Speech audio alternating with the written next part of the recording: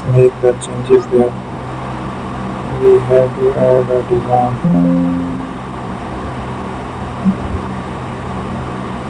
I will take that design here. We are using some shapes there. I will keep editing, generate some designs to have it. So there is a shape again. We will use an eraser tool there.